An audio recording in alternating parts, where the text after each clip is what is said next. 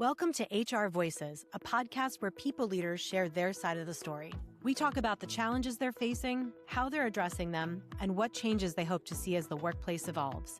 This podcast is sponsored by All Voices, the all-in-one employee relations platform. Hello, and welcome to HR Voices. I'm your host, Rebecca Taylor, and I'm here with the Claude Silver, the Chief Art Officer of VaynerX. Claude, thank you so much for being here. Stoked to be here. I'm so excited to see you. I'm excited too. For those who might not know who Claude or I are, we've kind of circled around each other in the last few years. And so this kind of feels like a little bit of a reunion of sorts. So it's exciting to be able to be here and to chat about you for this particular scenario. So thank you for being game. Oh my God, totally game. And I love seeing you again. It's been too long. For those who are new here, HR Voices is a podcast that explores real and fabricated anonymized employee relations scenarios through the lens of experienced HR and people leaders, just like Claude. So we're going to evaluate a realistic workplace situation and demonstrate how we'll assess risk, apply judgment, and design practical responses. So we're here to reveal how strong HR leaders think when facing ambiguity. We're not here to find a single correct answer because that so rarely exists in our work, and so much of our work lives in the gray. So that's what we're here to talk about today. Yep. I love it. Let's do it. You're okay. You ready for your scenario? Ready. Okay. We're calling this the exit interview bombshell. In an exit interview, a departing employee discloses for the first time that she witnessed her manager stealing from the company's petty cash over the past year. She estimates the total at several $1,000s. She says she didn't report it earlier because she feared retaliation and needed her job. HR now holds a disclosure it cannot ignore, but the witness is leaving and may be unavailable or unwilling to cooperate in a formal investigation. The manager has a strong performance record. HR must launch an investigation with limited evidence, a departing witness, and a subject who has no idea anything is coming. So, yeah, it was to kick us off. We've all gotten those bombs. Not the same scenario, but ones that are just like, oh God, I wish I would have known this. Oh, I know, exit interviews especially, which we'll get into this because that's usually when people are, you could take some of the things that are said with a grain of salt because it's sometimes there could be different sort of reasons for it, right? But it's also sometimes where you get the most truth. But before we jump into all of that side of it, what stands out to you as the most risky or unclear in the scenario as it's been laid out? I guess the most unclear is probably what the leaving employee, the data that this person has, the information. So when did you see this? How do you know it's thousands of dollars? Did you see this repetitively? These are the questions that I had in my mind immediately. Was this a one and done? Did you see this repetitively? Was anyone else around? Do you report to this person? Does this person report to you? I think those are the things immediately that stand out. Doesn't matter to me about the person's performance, but I certainly wouldn't want to assume guilty before we go through the investigation and understand what, if this is valid, understand the why, understand, we're a place that could help. If you let us know, maybe we could help. Maybe we could advance you some money, whatever. So that's, I would say, the thing that's most ambiguous to me is thanks so much for coming forward with this bomb. Now you're leaving. I'm going to need a little bit more information from you before you leave. Yeah. And so as you're, hopefully we can get some more information from the departing employee, right? Yeah. But where else would you go to start to find some of that information? Let's put on our CSI hats. Who do you talk to? What tools do you have to find out more? Where do you start? Yeah. Okay. So the first thing is I would like to know where the petty cash is stored. And is anyone watching it? Is it in a safe? Is there a video camera on you? Oftentimes there are. I don't know. I'm going to guess that this is a store of some kind where people give you cash and whatever. So who manages the petty cash? And are there other people around? And is there a video camera? These are some CSI things immediately. I would probably ask some of my HR BPs if this has ever come up anywhere else. Is this the first time we're hearing this? Has this departing employee ever come to us with other accusations or information like this, that's probably where I would go immediately. But I would really want to know, like, is the petty cash just like out there in a lockbox, or is it in a safe? And what's the company's policy on petty cash? Like, petty cash is usually, for quick things that you need. Let's buy the office some coffees or whatever. So I understand that petty cash could be, people could have access to petty cash if they are at a certain level of the company. Yeah. Yeah, it's true. It's like sometimes it could look like to someone who doesn't know that petty cash exists. Like, let's say this employee just sees this manager taking money out of a safe or a drawer or an envelope stored at the top of the closet, right? And is like, oh, this person must be stealing. So, you're right to kind of look at, well, how is petty cash managed? And I would also think, how is it calculated, right? Like, has there been financial discrepancies in money reported back from this location, or, Yeah. how's that? Yeah. That, and I think just in layering on again, like we both did, like, what is the policy around petty cash and who is allowed to go in there?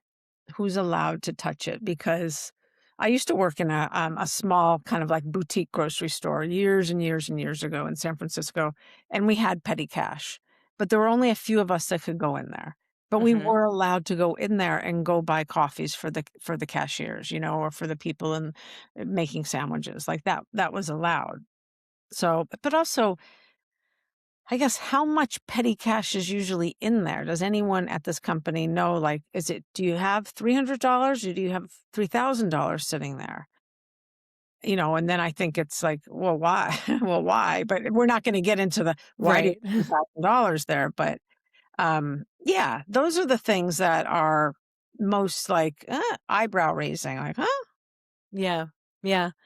And it's funny because the way this scenario is laid out, and these are fabricated scenarios, Yeah, right? So of these aren't course. real people, they're not real things. You have to take all of it with a grain of salt. But the way that it's laid out is she estimates the total at several $1,000s that have been stolen. I would think we would notice before Yeah. someone drops a bomb like this, but I don't know. I mean, I would think so too, unless the person that is supposedly stealing the money is the person in charge, but then why would you be calling that out? So I think there's some questionable things here. I seriously understand the fear of retaliation. I think that's a common fear we see in HR, which is unfortunate that people feel as though, well, that person's gonna, go after me. Yeah. Having a no retaliation policy is the best thing you can do, even though that gets broken sometimes. Yeah. Knowing when someone comes forward, like, hey, we have a no retaliation policy. If this person should come out and attack you or verbally or whatever, like, just come to us because we will take care of that. But yeah, like, has this been missing? Like, has this gone unaccounted for how long? Several Yeah. thousand Yeah. dollars is a lot. Yeah.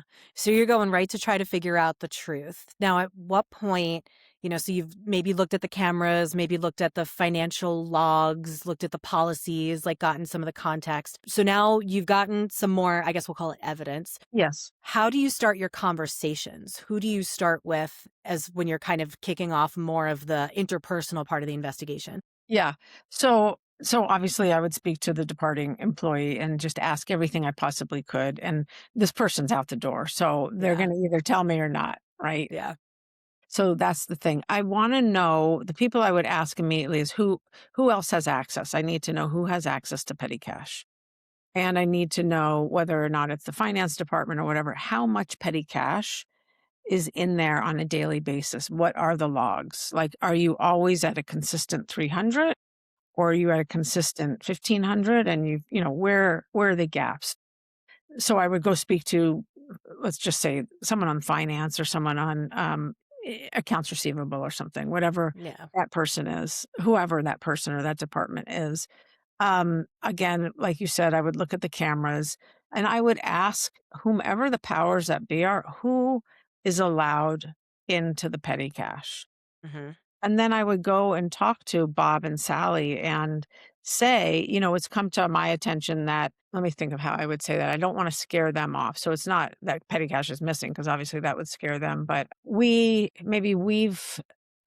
heard from so and so department that that there's some petty cash that was missing over the last few months. Have you noticed anything? Have you noticed like did you document that at all, or Mm, did you see this? This has nothing to do with you guys at all.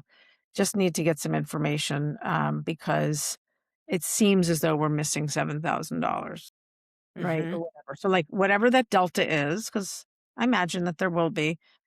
Okay, we're missing thousands of dollars, or and then but I want them to know, like, all is good. We just want one information from them. Their names are not important, but, have they noticed that it was a little slim in there, right? Yeah. And also, like, what is petty cash used for? I would ask a number of people. What is it? You could say I'm really hung up on this petty cash part because I'm like, is it just is it unlocked? Like, can Yeah. anyone go in there? So we need to know if there's a delta in what finance has been reporting, or whomever closes up the store reports. We need to know who has access and what they have seen or not seen or witnessed or not witnessed. And then there's a part of me that would want to know this relationship between departing employee and the person that she is saying stole some money. I would really need to know that. So, and being in HR, that could be anything. Yeah. They could be seeing each other. They could have seen each other. They Mhm. could, whatever, all kinds of, mischief could be happening there. Right. Mm. Could have been happening outside of work hours too, which is not our business necessarily, but it's our business because they're both employees of the Yeah. so what's the relationship there? And is there anything interesting that we should know about? At some point, we need to talk to the person that she has called out. Uh-huh. And, but we don't want to do that until we have a little bit more information under our belt. Like, yes, only three people get to touch petty cash: Sally, Bobby, and this Ricky. And Ricky is the person that usually is the one that closes the safe at night, you know, all kinds of stuff. What we want, though, to do is, like, at some point, let this girl go, the person that's leaving, let her leave. She's done her part, Yeah. whatever that part looks like. And when we go talk to the person that she was accusing, this person's gone. Like, this Yeah. person is gone. This is what we heard. Can you explain why she would have said that? Yeah. I like that you say that, because one of the pieces that this scenario highlights is that you're dealing with a witness who's departing. And I kind of don't think that matters when you think about how many a witness is, they're one person, right? So in a situation like this, the story is going to have to be, you would assume corroborated by other areas, right? So this person gave you enough to know that there's maybe something to look into, whether or not it's true, right? But the fact that the witness is departing, I kind of don't really care about that part. Yeah. Yeah. We already planted the seed, and now we're going to investigate it. It could end up being nothing. It could be nothing. It could be, talk about retaliation. It could be opposite retaliation. I mean, Yeah. you know, I want everyone to be innocent. We just need information. Yeah.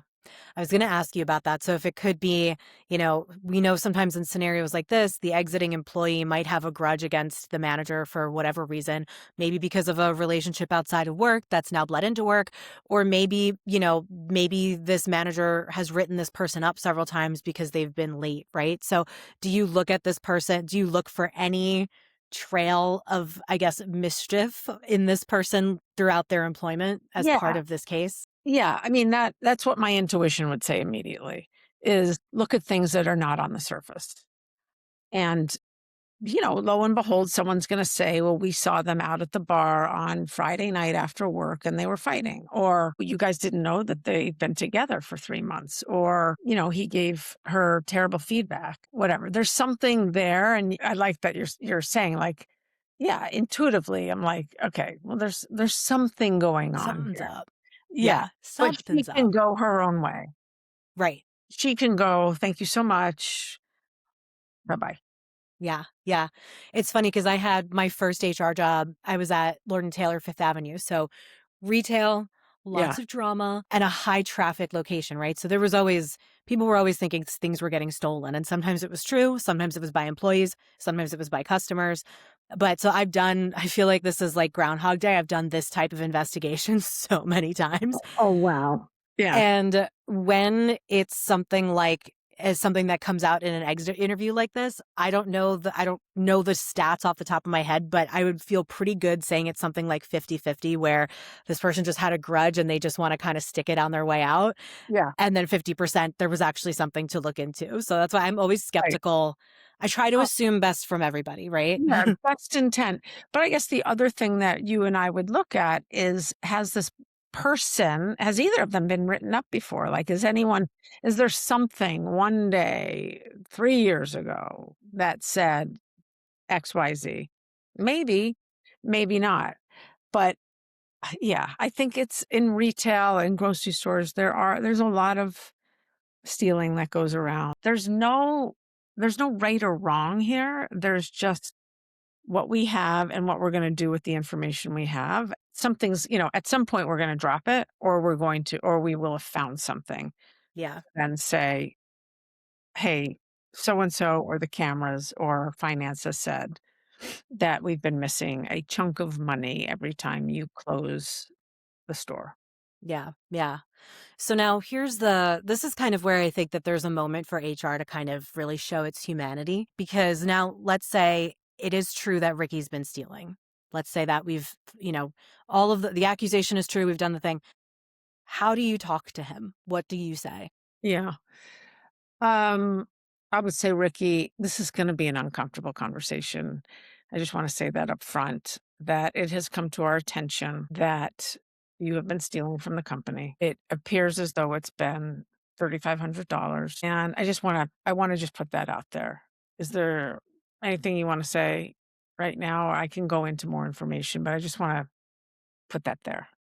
And Ricky's going to say yes or no. He's going to say no, or he's going to say, I did. And I feel terrible and I'm so sorry and I needed to buy this, or I needed to help this, or my daughter or son this. So I want to go in there with grace and generosity of spirit and say, for the most part, someone that's stealing money most likely needs it, Yeah. Yeah. pay off a debt, all of this stuff. So I would really want to just say, like, is there anything you want to say? And then go from there. And then it's like, okay, stealing is a fireable offense. I'm so sorry that we're at this place right now. I understand why you did it. Unfortunately, it happened more than once, and I'm not going to ask you to repay it, but I am going to let you know that today's going to be your last day. Yeah. Something I like think it's that. a really good way to show up for him Yeah. because it's true. I mean, you don't steal from work unless there's a real reason, right? Like there's something you need the money for whatever reason it is. Because if you're risking your employment just Yeah. for this, right? Like it's usually not just because it'd be great if the world was just good people or bad people, but that's just not, that's That's just just not true. not. No. And when it's a chunk of money, you're like, something's going on. And, in the future, we would hope that people would come and talk to us if they need money or whatever. This just happened to us yesterday, not thievery, but someone needed to go home for a family emergency, didn't have the money, and so we bought the ticket. Wow. Yeah. That's culture. Yeah, that's culture and that's a generosity and that's where I work. I had to ask, "Do you have the money to buy the plane ticket?" Yeah. Right? And I mean, I had to ask, and when that person said no, I said, "Okay, we'll take care of it." Yeah. Yeah. I love that because it's so easy to say that, you can create policies and procedures for so many different things in HR. And more often than not, our work is in that kind of stuff. It's Yeah. in one person with one unique scenario in a vulnerable moment who needs help. And, we could say it's against our policy to, provide spot bonuses or, whatever that is, or you can just get them the plane ticket so they can go be with their family. They're going to remember that. They're going to remember that. Yeah, and I'm gonna remember that. That's Yeah. company I worked at that is Yeah. like, yeah, we can buy a plane ticket for you home. Yeah. I love that. Yeah. It's all about it's all about humanity. Yeah. Yeah. All about humanity. I think that's a perfect segue for our last question because if you can believe it, we're actually at time. Okay. So, my last question for you is what's one assumption about HR that you think needs to be challenged? One assumption, there's a lot. One is that HR people say no all the time. That's what I would Hmm. say. They are in defense of the company all the time and are just no people. Hmm. That's a great one. It's a great one. More often than not, we have to hear no a lot and push towards it, and we don't take no's easily. No, exactly. And by the way, we're humans too. We also need growth plans. We also need someone to check in on our mental health and our level of burnout. We also need to make sure someone is saying like, "Did you take your vacation yet?" Like, you Yeah. know, Yeah. I think it's why communities are so strong in HR too, because at least then we can sort of check on each other that way. total family. It's Yeah. total you're so right. You're so right. Yeah. Well, Claude, thank you so much for this. I feel like it's like we could go on for such a long time. This was so Yeah. fun. Thank you. And thank you, everybody, for listening. And I hope everybody has a great rest of your day. Bye. Bye.